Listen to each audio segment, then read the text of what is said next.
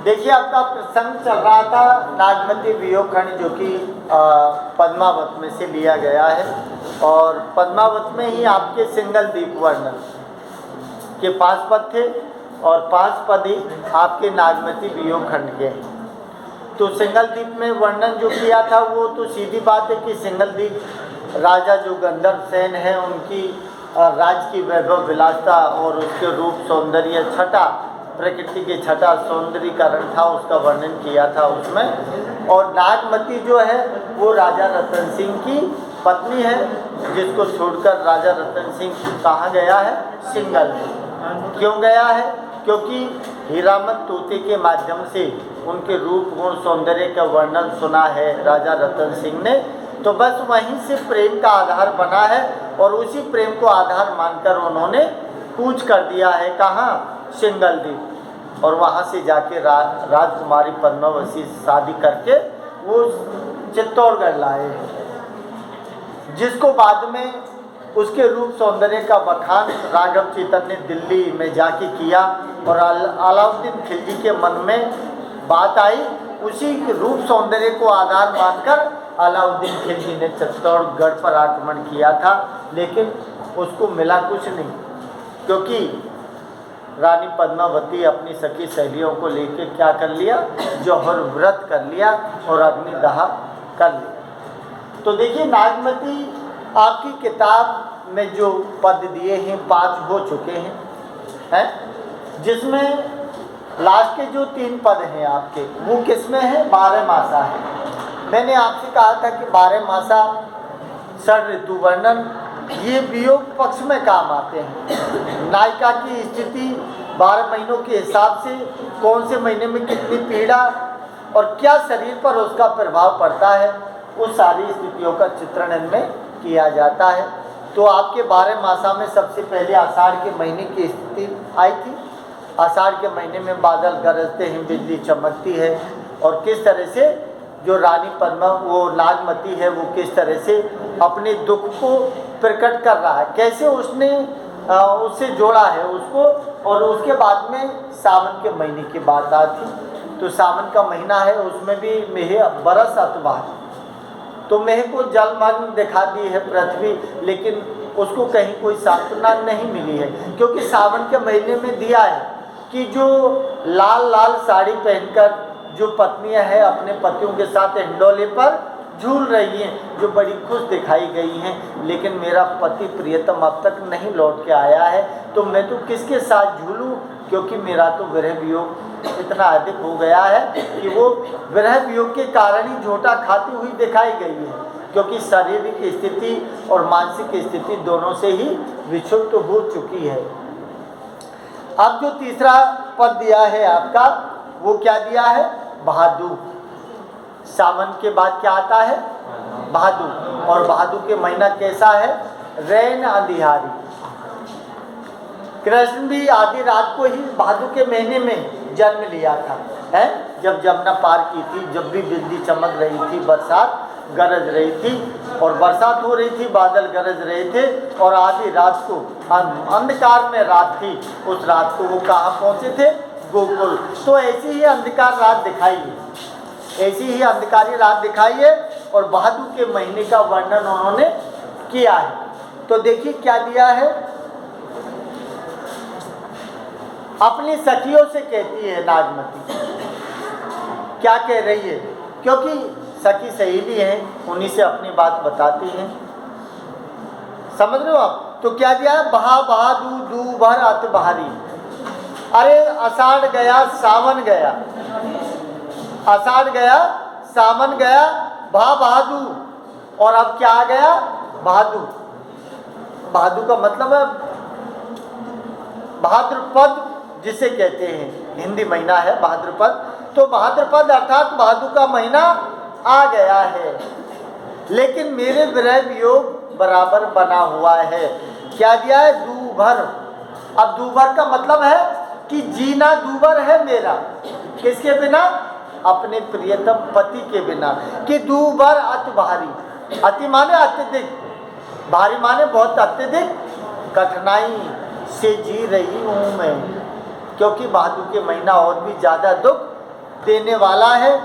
अब क्यों क्या दिया है, कैसे भरी रहे अंधियारी, क्योंकि भादु के महीने में सबसे ज़्यादा घोर अंधियारी रात्रि रहती है, और घोर अंधियारी रात्रि होती है तो उसमें अकेली औरत है नागमती, उसको अपने प्रियतम के बिना डर लगता है। तो क्या दिया, कैसे भरी रैन अंधियारी, अरे ये रैन अंधियारे से भरी हुई है भादु के महीने की। अब तुम ही बताओ कि मैं प्रियतम के बिना अकेले रहकर कैसे अंधेरी रातों को निकाल पाऊंगी। कौन कहती है, नागमती। क्या दिया है, मंदिर सून पीऊ अंते बसी, मंदिर सून, अरे मेरे प्रियतम के बिना मेरा मन रूपी मंदिर है ना, वो सूना है। उस मन मंदिर का जो भगवान है प्रियतम, वो नहीं है। क्या दिया है, मंदिर सून पीऊ, अरे पीऊ के बिना मेरा मन मंदिर है ना, वो सूना है। क्या दिया है, अनते बसा, क्योंकि वो तो चित्तौड़गढ़ को छोड़कर सिंगल द्वीप जाके बस गया। बसा तो नहीं है, लेकिन गए हैं तो संकेत है अन्य दूसरी जगह जाने का। तो अनते बसा, इसका मतलब मेरा प्रियतम चित्तौड़गढ़ को छोड़कर सिंगल द्वीप चला गया। तो क्या दिया है, मंदिर सून, कि मेरा मन रूपी मंदिर है ना, वो सूना का सूना है। इधर भादु की रात अंधियारी है। अब तुम ही बताओ कि मैं रात को कैसे बिताऊं। आगे क्या दिया है, सेज नागनी फिर डसे, सेज नागनी, और जो सेज है, सेज का मतलब सैया, सैया का मतलब है बिस्तर, सेज का मतलब है कि जो डबल बेड बोलो या सिंगल बेड बोलो या खाट बोलो, जो भी है। तो सेज क्या दिया है, सेज नागिनी, अरे सेज मेरे लिए नागिन बनी हुई है। नागिन क्या करती है, डसने का काम करती है। तो जब जब मैं सेज पर लेटती हूँ ना, तो मुझे किसकी याद आती है, मेरे पति प्रियतम की याद आती है। तो सेज मेरे ऊपर क्या करती है, फिर डस, अरे बार बार जो सेज रूपी नागिन है ना, वो मुझे बार बार डसने का काम करती है। और जब जब वो डसती है, जब जब मुझे मेरा प्रियतम याद आता है, इसका मतलब है कि अपने पति प्रियतम के बिना सेज सूनी है उसकी, इसलिए उसको बार बार डसने की ओर इशारा कर रही है। और क्या दिया है,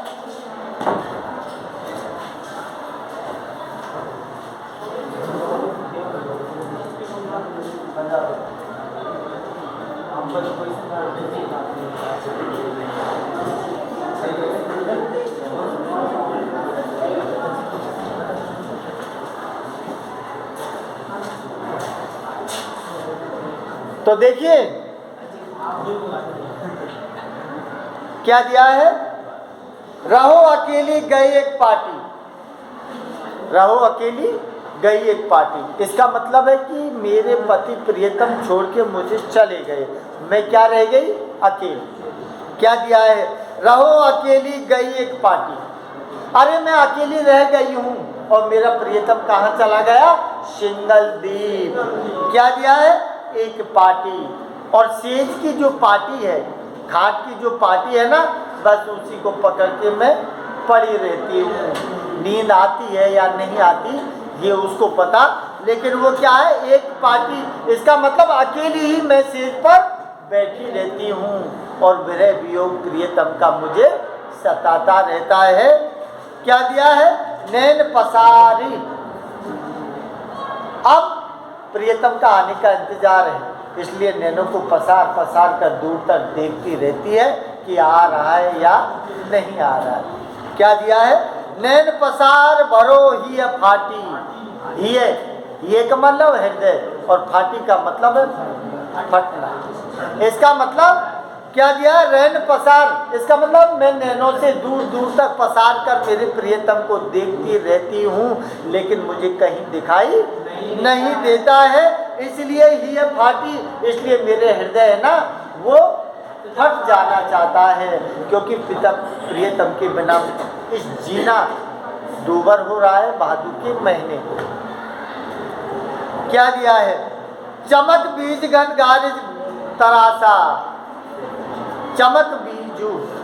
अरे सावन भादु, तो भादु के महीने में ज़्यादा नहीं तो कम बरसात तो होती है, तो बादलों की गर्जना भी होती है। चमक बीजू, तो बिजली चमकती है।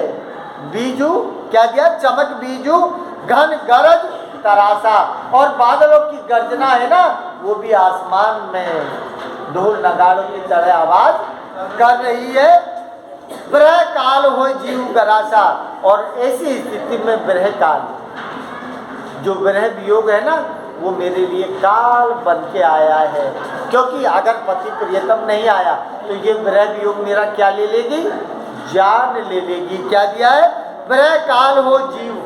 अरे ब्रह काल है ना, ये मेरे जीव को ले लेगी अगर मेरा पति प्रियतम नहीं आया तो। क्या दिया है आगे? बरसे मगा झकोर झकोर। अब जो आसमान से बरसात हो रही है, झकोर, झकोर का मतलब है झकोड़े ले लेकर क्या हो रही है? बरसात। हो सकता है झकोड़ा लेते हैं तो कुछ हवा की बात चल रही हो। तो बरसे मगा, मगा मीन्स बादल। मगा क्या दिया? बरसे मगा झकोर झकोर। इसका मतलब आसमान में बिजली चमक रही है, बादल हो रहे हैं और बादलों से झकोड़े ले लेकर बरसात हो रही है। मोर दुई नैन चुबे जस उरी। जैसे बादलों से बरसात हो रही है, ऐसे ही मेरे क्या टपक रहे हैं? आंसू। क्या दिया है इसमें? मोर दुई नैन, मोर दुई नैन। इसका मतलब मेरे दोनों नेत्रों से बरसात की तरह जैसी झड़ी लगती है ना बरसात में, उसी तरह से चुबे। चुबे का मतलब है चुचाना। जस, जस माने जैसे, ओरी, कि जैसे बरसात चुचाती है, बरसात लगातार चलती है ना, उसी तरह से ठीक ब्रह वियोग के कारण मेरी आंखों से भी बरसात रूप में कैसे दिखाई दे रहे कि जो नेत्रों से आंसू है ना, वो बराबर चुचा रहे।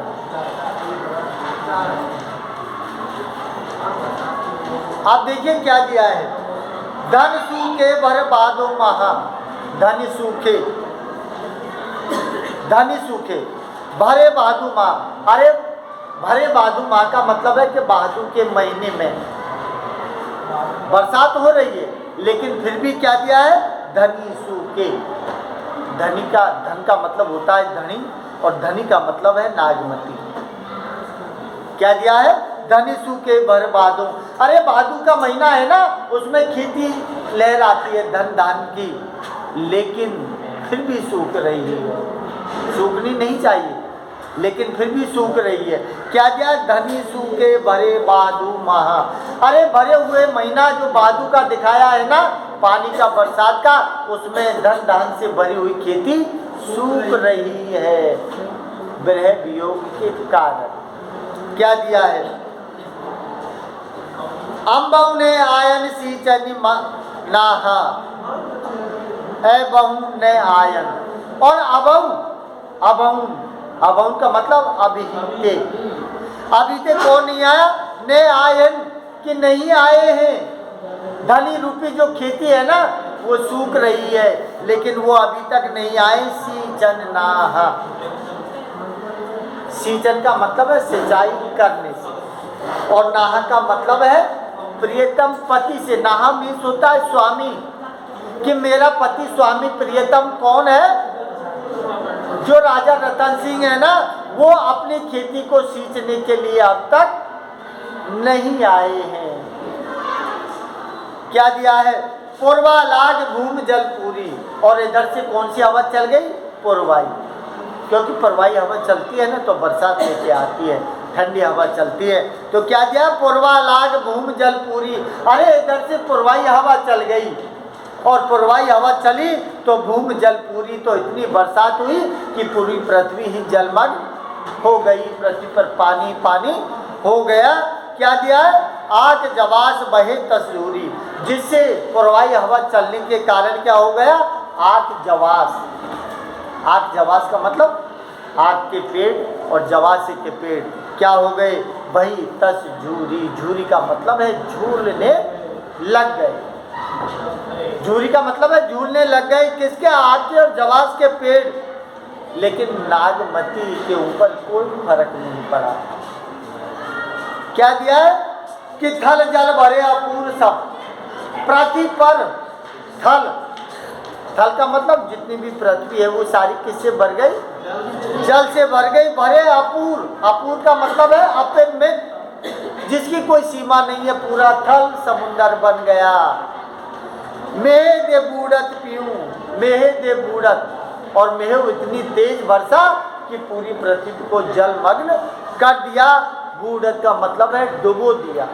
लेकिन पीऊ, लेकिन मेरे पीऊ प्रियतम नहीं आए। प्रियतम कहीं दिखाई नहीं दिए। समय पे आके बरसात ने बरसात कर दी बादलों ने, क्योंकि वो पृथ्वी से प्रेम करते हैं। तो समय पे आए और बादल ने सारी पृथ्वी की प्यास बुझा दी। लेकिन मेरा प्रियतम लौट कर आज भी नहीं आया है। क्या दिया है? धनी जोबन अब कहा मैं दे बूढ़त पीऊं। सॉरी भाई, गड़बड़ होगी एक लाइन, आपने बोला भी नहीं। हाँ तो बोलना चाहिए ना, बोले नहीं सुट लगा के। अरे कम से कम शब्द छूटा है तो उसको बोलिए। तो देखिए कौन सा शब्द छूटा है कि थल जल भरे अपूर सब। रानी नागमती कहती है कि पृथ्वी पर बरसात सावन भादु के महीने में इतने दिखाई है कि पूरा जो थल है ना वो समुद्र महासागर बन गया। धरती गगन मिल एक, अरे धरती और गगन एक मिल गए। इसका मतलब लगातार मूसलाधार बरसात हो गई और पूरे पृथ्वी पर पानी पानी हो गया। आगे क्या दिया है? धनी जोबन अब गाहा। धनी जोबन, धनी जोबन, जोबन का मतलब है यौवन से, और यौवन किसका है? नागमती का। धनी, धनी माने कौन है? नागमती की ओर इशारा है कि धनी जोबन अब गा मेहे दे बूढ़त। अरे जो नागमती है ना वो भी अपने यौवन रूपी जल में क्या हो गई? डूब चुकी है, बूढ़त। लेकिन पीऊ, बूढ़त पीऊ, अपने प्रियतम के प्रेम में वो भी डूब चुकी है। लेकिन प्रियतम अब तक उसके लौट के वापस नहीं आए हैं। अब तुम ही बताओ कि मैं कैसे अपने प्राण को बचाए रखूं। इस तरह से उन्होंने 12 मासा के माध्यम से, जिसमें साड़ सामण और भादु 3 महीने का वर्णन किया है, बाकी आपके दिया नहीं है। समझ रहे हो? समझ आ गई बात?